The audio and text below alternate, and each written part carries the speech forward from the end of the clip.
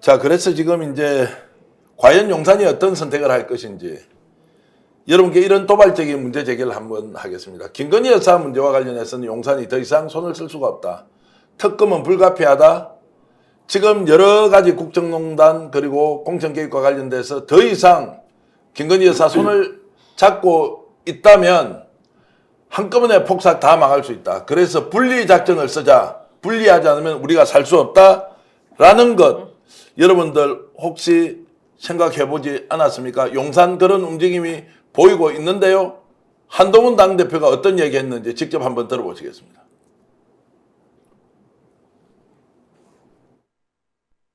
국민들과 지지자들께서 정치 브로커 명모 씨 관련한 현재 상황에 대해서 실망하시고 걱정하시는 것을 잘 알고 있습니다.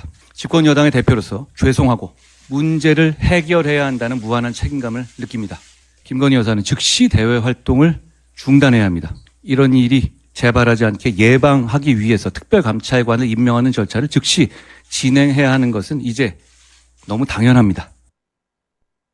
자, 어떻습니까? 한동훈 당대표가 좀 쫄고 긴장한 상태에서 저 발언을 합니까? 최근 며칠 사이에 대통령실에 가서 대통령과 마주 앉아서는 거의 이런 자세로 하고 있고 이렇게 듣고 있던 것과 전혀 다르지 않습니까? 네. 어떤 느낌입니까?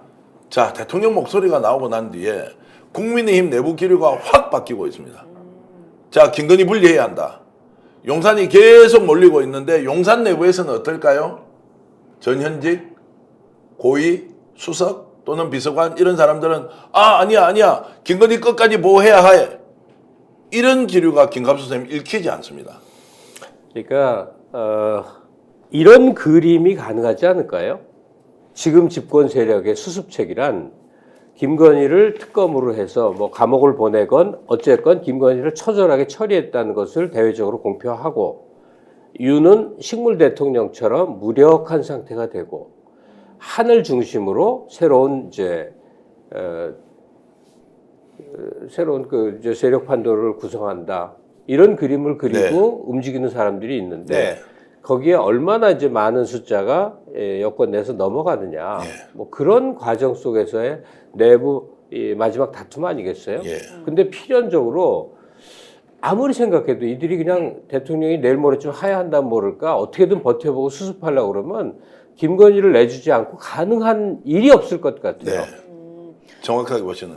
김건희 여사가 윤 대통령과 분리가 가능할까요? 윤 대통령이? 그거는 지금까지 이제 분리가 불가능하다고 다 생각하고 있는데 네. 상황이 워낙 심각하니까. 극단적으로 안 좋으니까 지지율도 뭐 완전히 내동댕이 쳤고 대구 경북이 얼마나 보수 성향이 강합니까? 거기에 대통령 지지율 18%라고 하니까 뭡니까? 솔직히 말씀드리면 김건희 여사 꼴보기 싫다는 거 아니에요. 도저히 못 봐주겠다는 거 아니에요. 안동에서는 쌍욕을 하고 있다는 얘기를 제가 취재기자한테 들었습니다. 네. 그 정도로 지금 민심이 극단적으로 안 좋은 상황에서 김건희 처리하면요 다시 윤에 붙을 지지자들 많아요. 뭐 그럴 수도 있지만 분위기 반전. 그런데 이제 말씀하신 대로 윤석열 대통령이 이걸 수용할 수 있느냐 없느냐 하는 것은 뭐 우리가 판단할 문제는 아닌 것 같습니다. 아니 왜냐하면 윤 대통령과 김건희 여사는 조금 다른 부부들과는 다른 모습인 것 같아요.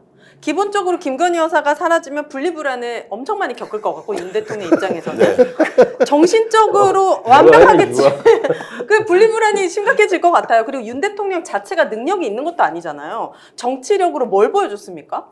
뭐 검찰 수사 시기에도 굉장히 불법적인 요소들 그냥 힘하고 뭐 술 먹고 윽박 지르고 이런 것밖에 없지. 국민들이 원하는 리더로서의 모습은 대선 과정의 후보에서조차도 좀 보여주기 힘들었는데 어쨌든 저는 분리한다고 해서 국민의 지지가 많이 많이 끌어올 것 같지는 않습니다. 자, 그렇게 보면 자 지지율이 뭐 등락에 대한 예상보다는 자 그렇게 되면 사실상 집권 세력 내부에서 식물 대통령 만들고 김건희 여사 특검 그대로 가자라고 할 가능성이 이제 높지 않습니까, 김종 박사? 제가 볼 때는 이미 지금 통치불능 상태라고 생각이 들어요. 이 정도 상황이라면 통치가 좀 불가능한 상황이니까 그러니까 신뢰가 무너졌다라고 볼 수밖에 없는 것이고 용산에서 하는 얘기는 듣지 않을 거라 생각이 드는데 말씀하신 것처럼 그 중앙일보 강찬호 논설위원 말에 의하면 자기 부인한테 그런 말을 할 수 있는 처지가 아니라고 얘기하는 대통령이 어떻게 출구할 수 있을 것인가. 그러니까 윤석열이라는 대통령이 출구하고 싶어도 신뢰할 만한 공간이 분명히 있어야 되거든요. 그러면 소위 김건희 씨가 지금까지는 이 정부의 머리라고 생각했는데 팔로 옮겨야겠죠. 머리를 자르면 다 죽어버리는 거니까 팔로 이동하는 작업들을 제가 볼 때는 주변 사람들이 할 거라는 생각이 좀 들고요. 전 그렇다면 그런 거겠죠. 대통령의 사과는 특검을 전제로 할 거라고 저는 생각이 들어요. 네. 그렇다면 특검을 통해서 김건희 씨에 대한 문제를 아주 그냥 법과 원칙에 따라서 처리한다라고 하는 정도까지 갈 수 있을 것인가. 예. 저는 그 정도 간다면 이미 보수 진영의 출구 전략은 실행이 된 거다. 그 실행 과정에서 소위 윤석열도 한 몸이 될 거라고 볼 수 있다. 하지만 그 실행이 안 나온다면 저는 그냥 이렇게 가는 거죠. 뭐 박근혜 전 대통령도 마찬가지입니다만 본인이 가려고 갔겠습니까? 자기의 그냥 그 동력으로 그냥 간 거거든요. 전 그래서 제 느낌은 한동훈이나 이런 아니면 저기 조중동 이런 데 같은 경우는 자르고 싶겠죠. 팔을 잘라야 몸이 살아나니까. 네. 근데 저는 끝까지 아마 우둔하게도 지킬 수 있다라고 판단할 것 같다는 느낌이. 왜냐하면 2년 동안 이 정권을 유지할 수 있을 거라고 믿었던 사람이 네. 이 짧은 순간 때문에 그렇지 않을 거라고 생각할 수 있을까라는 부분에 대해서는 저는 기획은 세웠을지 모르지만 실행이 될 수 있을까라는 부분에서 저는 좀 회의적이다. 그 말씀에 대통령이 시정연설에 국회에 나오지 않고 한덕수 국무총리를 보냅니다. 이것은 조금 전에 분리불안증이라고 말씀하셨죠. 그것과 연관이 돼 있다고 보는 것은 좀 과한 분석입니까? 대통령이 마지막까지 본인 뜻대로 뭔가를 해보려고 하는데 네. 도저히 국회에는 못 나가는 거예요. 안 나가는 거예요. 이렇게라도 해서 자신의 뜻을 펼쳐 보이는 것은 아닐까? 한동훈 꼴 보기 싫죠. 민주당 원래부터 적이었죠. 이런 상황으로 보면 결국 김건희 여사에 대한 압박을 어떤 식으로든 막기 위한 대통령의 불가피한 선택 아니냐 이렇게 보는 건 좀 과합니까? 아니요, 이게 대체적으로 그러니까 전 세계 독재자들이 이런 방식입니다. 사법 권력은 길들이고 입법 권력은 무시하고 때려 부시고. 또 저는 지금 상황도 마찬가지인데 지금까지 일관되게 국회 개원식에 참석 안 했죠. 이번에 예산안과 관련 시정연설에 참석하지 않았죠. 저는 입법부랑 국회랑은 상종하지 않겠다라는 선언을 한 거예요. 네. 이거 전쟁하겠다는 얘기밖에 안 되는 네. 상황이거든요. 아니 근데요 오늘 안 온 건 진짜 심각한 문제예요. 그러니까 어느 정도 정치적 견해나 시야가 있는 사람들과 달리 전혀 그렇지 못한 사람들 속에서도요 이건 말이 아니잖아요. 굉장히 중대한 네. 일입니다. 국회에 계속 이제 예산안 설명 같은 것도 안 하고 있는 것 아마도 그냥 의외로 그냥 막 될 대로 되라 모습 아닌가 하는 생각까지 들어요. 술 한잔 먹고 아침 상황을 말씀하시는 겁니까? 뭐 막 이러고 김건희도 나도 몰라 막 이러고 이불 뒤집어 쓰고 누워 있고 그래서 어떻게 할 수가 없는 상황 아닌가? 실제로 통제불능 상태라고 아까 말씀하셨지 않습니까? 네. 그 현실이라고요. 네, 네. 어느 누구도 나가서 김건희 여사한테 보고를 하거나 상황에 대해서 어떻게 해보자는 거 없어요. 자, 그렇게 제가 들었고요. 그 사실상 이제 대통령실이 시스템을 가지고 국정 운영을 하는 것에 대한 정무적 기능 판단을 못하고 있는 상황이다. 이제 그래서 결국에는 오늘 마지막 얘기는 명태균이 어떤 선택을 할 거냐는 겁니다. 지금 길게 돌아왔어요. 명태균이 어떻게 할 거냐. 폭로하고 들어갈 거냐, 그렇지 않을 것이냐. 혹시 명태균이 손을 잡고 있다면 누구와 손을 잡고 있느냐. 한동훈과 손을 잡고 있느냐. 아니면 이준석과 손을 잡고 있느냐. 아니면 지금도 김건희 여사와 손을 잡고 있느냐. 여러분 생각이 있으면 댓글로 좀 올려주십시오. 지금 2만 명이 들어와 계신데요. 네. 누구와 손을 잡고 있느냐. 명태균은 뭔가 발언을 하고 들어갈 거냐. 아니면 끌려 들어가서 결국 바로 구속되면서 본인이 발언할 기회를 놓칠 것이냐. 이 부분인데요. 어떻게 보십니까? 좀 김 빠진 얘기 드려서 네. 죄송한데 폭로를 하거나 말거나 네. 그러니까 이미 그동안 드러난 것만으로도 전국이 요동치고 이 정권은 힘이 빠져야 되는 게 마땅해요. 물론 놀라운 거리가 더 있겠죠. 당연히 주고받은 대화나 이 녹음 속에. 그런데 이미 나온 것만으로도 충분하고 그러나 내가 명태균 씨고 그런 자기 이익만으로 판단을 한다면 네. 대중 앞에 자기 비밀을 노출해서 마치 영웅처럼 되지만 자기는 완전히 어찌할 수 없는 징역살이를 가는 것보다는 네. 이 정권에 용산하고 어떻게든 해서 형량을 낮추려고 하는 게 맞을 거다. 그러나 네. 여기에 제 의견을 붙인다면 정권은 금방 바뀐다. 네. 그리고 정권이 바뀌게 하는데 명태균 씨 당신이 역설적이게도 모종의 공로자가 된다면 차후 집권자가 거기에 대한 배려도 충분히 할 수 있다. 자, 지금 댓글로요. 많은 분들이 누구와 손을 잡으려고 하느냐라고 하니까요. 절대 다수가 이준석이라고 지금 얘기를 하고 있습니다.